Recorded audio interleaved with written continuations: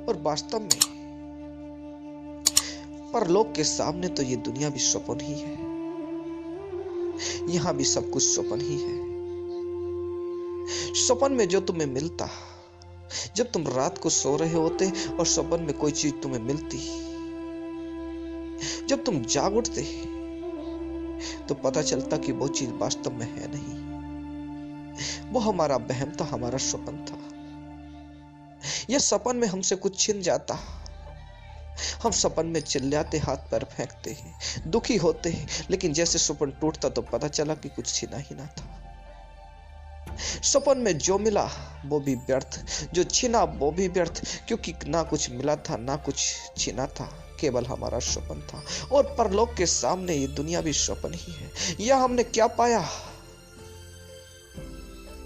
क्या इकट्ठा किया और क्या छीना, हम इसी में अटके रहते, चिल्लाते, रोते, पीड़ित होते, लेकिन जैसे ही हमारा इहलोक से परलोक में गमन होता, पता चलता कि सब कुछ व्यर्थ ही था, स्वप्न ही था। खामोखा दुखी हुए, खामोखा लड़े, खामोखा चिल्लाए, खामोखा अपने आप को क्रोधित किया, खामोखा ईर्ष्या की, क्योंकि कुछ था ही नहीं जो हमने पाया था और कुछ था ही नहीं जो हमसे छीना था। तो सब बेकार ही हुआ।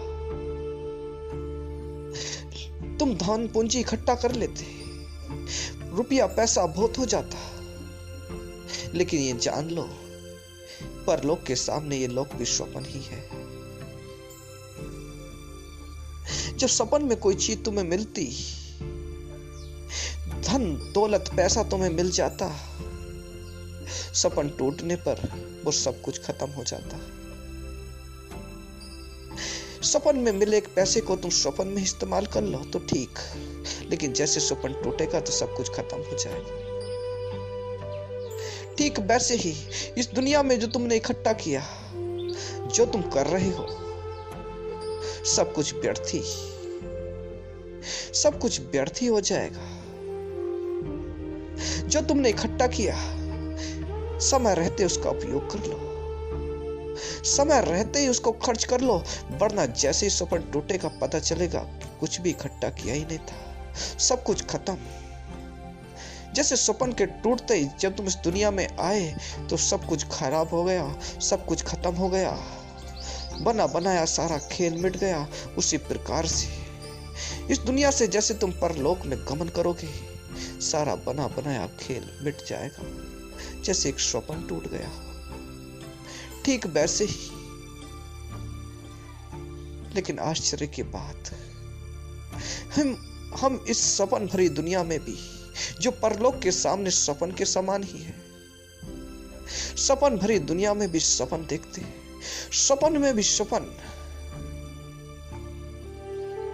हमें सपन से बाहर निकलकर इस दुनिया में आना होगा और इस दुनिया में